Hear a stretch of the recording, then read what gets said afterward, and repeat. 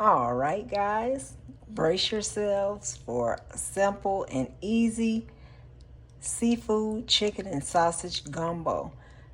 One of the things I love about gumbo is you can make whatever kind you want. If you don't like seafood, don't put it in it. If you don't like sausage, don't put it in there. If you don't like any kind of protein, don't make gumbo. But what I'm saying is the protein is up to you, you know? So you can kind of play with it as you like. Now, one of the keys I want to make sure to mention, I am not a chef. I just cook at home, all right? And so what I'm going to be doing is sharing with you how I do it. Let me tell you all, I don't measure a lot, especially seasoning wise. So you'll have to kind of bear with me and just follow along. I'll try to kind of guesstimate it, but you know, start tasting your food. Learn it yourself. I didn't always know how to cook. I really didn't. But I just learned by trial and error and cook as I went along.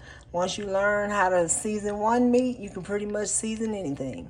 Once you learn how to season seafood, you can make anything with seafood in it. So this is a meal that you could put together on one of them days where you know you worked all day and you just want a meal. I don't know about you guys, but here lately, fast food, to me, in my opinion, has really gone down. It's very underrated. A lot of times they don't get your food right. It doesn't taste the way it used to because like anywhere, they're short of help too. People are rushing, cutting corners. And I just simply prefer to spend a few extra minutes and just do what I need to do at home. So I'll explain. In this bowl, I have about 2 cups. It's onion, celery, and bell pepper. This is a staple for any kind of Cajun cuisine. It's called a mirepoix. You can buy this frozen in a bag. It's already done for you, okay? But I chopped it up myself. The bell pepper if you guys remember a grocery haul, I talked about how when I buy bell peppers, I slice some, I dice some, and throw them in the freezer and pull it out when I need it. Now, you don't even need this, y'all. I'm being extra, okay? So I have a pound of smoked sausage. This is turkey smoked sausage. Use whatever you like. If you're a vegan, use plant-based, all right? Or pork. If you like pork, beef, get beef. It's up to you. You can use andouille sausage if you like your gumbo spicy. I do not. If it's too spicy, I can't eat it.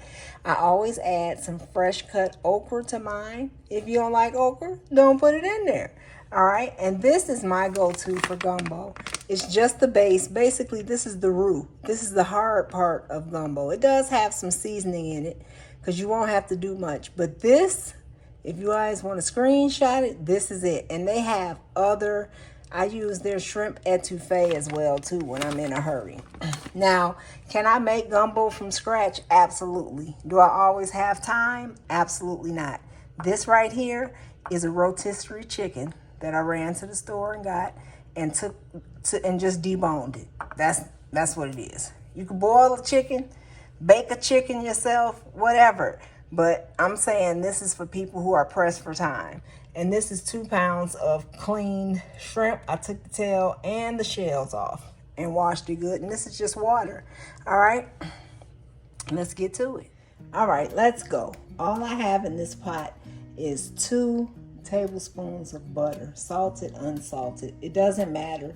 You could use olive oil, avocado oil, whatever your oil of choice is, use it.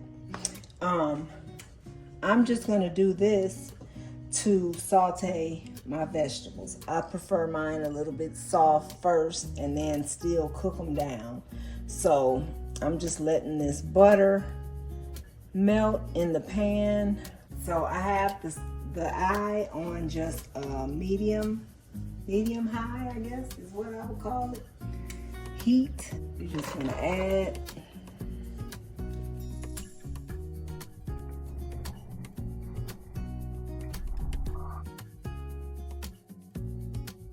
So that's your onion, celery, bell pepper. All right. Doesn't matter what color, you can use green. You don't have to have red, yellow, and orange like me, but I'm a little bit extra, so hey, it is what it is, right? So all we're doing is cooking them down. You don't even have to cook them down a lot, but basically what this does is like building flavors. Now, don't get me wrong, guys. You can skip this step. Just follow the directions. The directions are on the back, and guess what? They work. All your measurements, everything are all right there. But I'm gonna show you guys what I do just to add a little homemade touch to it, okay? Just these few little things that I'm gonna do today will have you where you can say, well, no, it's not store-bought or it's not boxed, because we're gonna do this, all right? So if you guys can see, the veggies are all inside, and along with the veggies, I really like to put a little bit of color on my sausages. This is optional as well. You don't have to do this. You can just add them. But to me, it kind of gives it another level of flavor if you kind of render them a little bit. Now, these are turkey sausages, so don't expect them to make no major color change or anything like that. So, I'll speed through this, but you get the gist. And you know what else I'm going to grab, you guys? A little garlic. If you don't like garlic, don't use it, okay? Don't use it. Like, literally in this package, if you're just that type and you don't like vegetables, it's no vegetables in here. It's just powder. So if that's what you like, if that's what you and your family like, garlic does burn. So don't add your garlic if you want garlic until you know you're pretty much done with this step. All right, and we're just building flavors. We're adding one step at a time. So I'm just waking up flavors here. That's all I'm doing. Nothing more, nothing less. Let's add some of the okra first. I don't use this whole bag. I just eyeball it a little bit. That's enough. My husband likes it. My son doesn't. So that's just enough to satisfy my husband, but not overwhelm my son when he's trying to fish him out. But let me tell you something. If I cook it down long enough, my son don't even know. So at this point, we like garlic, so I'm gonna add a tablespoon of some minced garlic. You can use fresh if that's what you want to do, but we're talking about quick, simple, and easy today. All right, once you add your garlic, you want to start moving along in your process, because you definitely don't want to burn your garlic. All right, so chicken and shrimp at the end. Chicken is already cooked and shrimp doesn't have to cook long, okay? So this whole package gets added, right? But to avoid lumps, all right? Just add a little water at a time just to get it to come together and smooth out a little bit. You might have to use your wish, you might not need it. All right, but bear with me. It's gonna look disgusting, all right? And then a little bit of time to break up your roux, all right? And that way you won't have big, giant clumps of this stuff, because it will stick together, all right? And then depending on how thick or thin you like your gumbo, you might have to add a little more liquid, but I would recommend, if you need to add more liquid, since this base is flavored with this amount of water. If you want to add more liquid to it, then I would add a flavored liquid like chicken broth. Add chicken broth or beef broth or seafood stock or something like that that mirrors the flavor of what you're cooking. I recommend that anytime that you're cooking. If you're going to use, if it calls for water, use a flavored broth. It'll just add another level to what you're cooking. All right, so we've added everything except we didn't even need the whisk, but I just want to get all my little flavor off. All right, and we're just gonna bring this to a boil. And at the very end, the chicken is cooked. So the chicken, I don't even throw it in there until we're ready to eat, because literally all it has to do is hit this delicious gravy, is what we'll call it, and heat through. That's it, because you don't want that chicken to break down. So when you do take it off the bone, make sure that you leave it in big pieces. And the only other thing I'm going to do is I'm going to take my shrimp and I'm going to season them. And this is just Old Bay. And this is like a tablespoon of Old Bay on 2 pounds of shrimp. And then Cajun seasoning. Just a little extra. I'm not going to put too much, maybe a teaspoon, because I can't make it where it's too spicy. All right, guys, we're back, and as you can see, everything we put in the pot, I haven't done anything else, it's come to a boil. All right, make sure there's nothing sticking to the bottom. I have not added shrimp or chicken, okay? It's just gonna simmer now and cook down our vegetables. So we're gonna cover it up. We're gonna turn down our heat to simmer. Cover it up 15 minutes. We'll be back.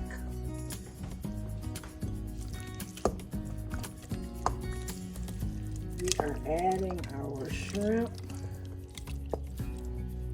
And then we're gonna bring it back to a boil again and cover for 5 minutes.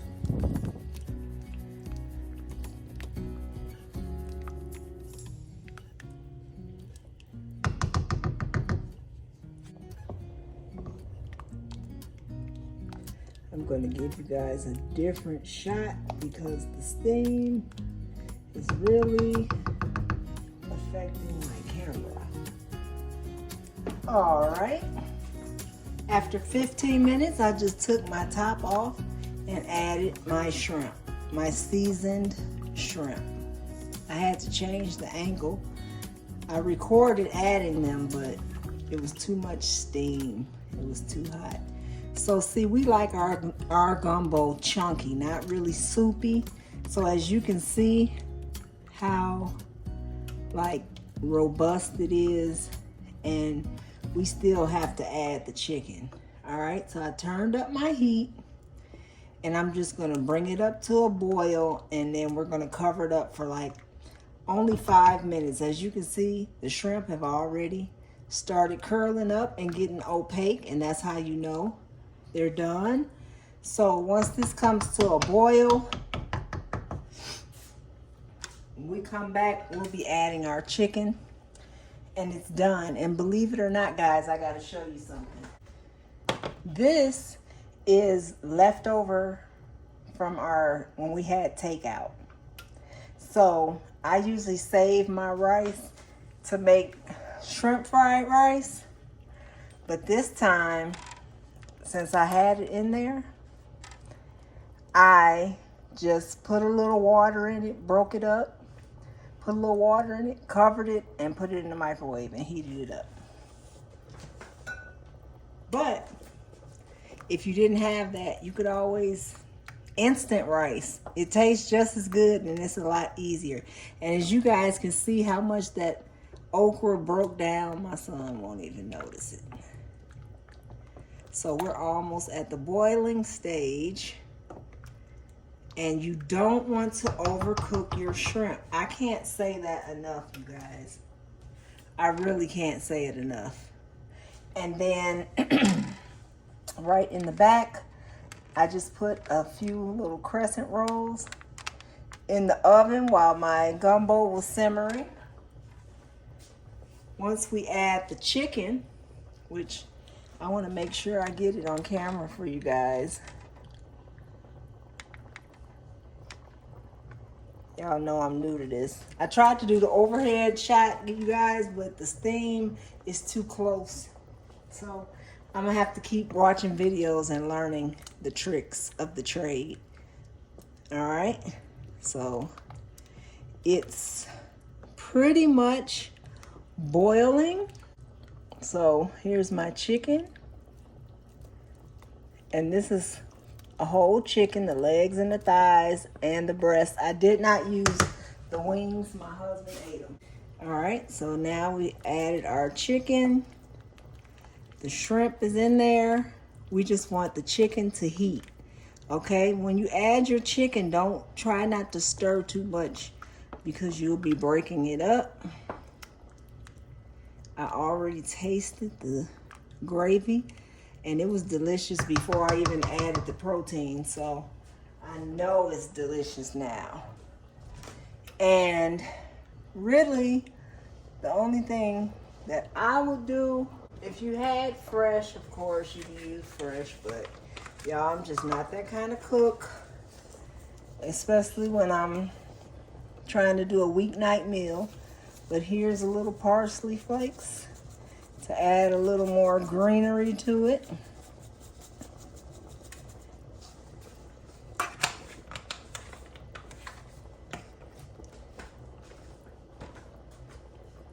And we're just going to stir that on in there.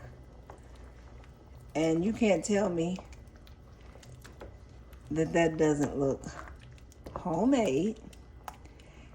And I promise you, it's delicious. All right, so when you make it yourself, you control it. If you went and bought gumbo, number one, you would never find it really at a restaurant, probably with shrimp that size. That's number one. But it definitely would not be this much protein in it. So you're in control.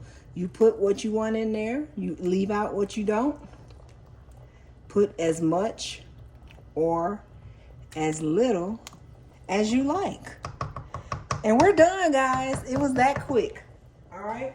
So we sauteed the vegetables. We added the mix, the base, the water. We simmered it for 15 minutes. After 15 minutes, while that 15 minutes, I heated rice, leftover rice in the microwave. I put my crescent rolls in the oven. Finished simmering. I added my shrimp. Brought it to a quick boil, about 5 minutes. Added my rotisserie, already cooked chicken. It's heated through. This is done. It's time to eat.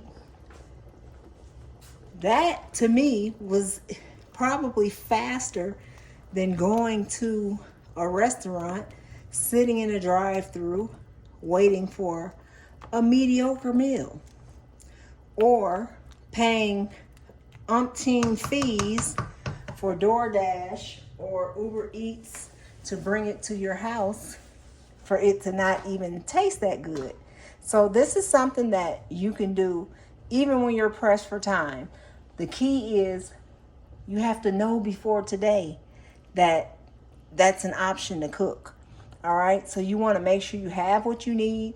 You want to make sure you meal plan so you know that morning, oh, I gotta put some shrimp in the refrigerator because I'm gonna cook them when I get home. So your protein is thawed out.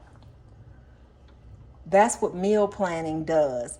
It doesn't do the work for you. It just takes the thought process out of it and saves you time and money because you're not going to fast food. I'll be back with a plate or a bowl for you guys. Finished product. Homemade, semi-homemade, we'll call it. Shrimp, chicken, and sausage gumbo. Made in, I would say it was under 30 minutes. Guys, I really appreciate you watching. Please give me a thumbs up if you like this video. Don't forget to subscribe to see more future videos. Thank you so much for watching. Bye for now.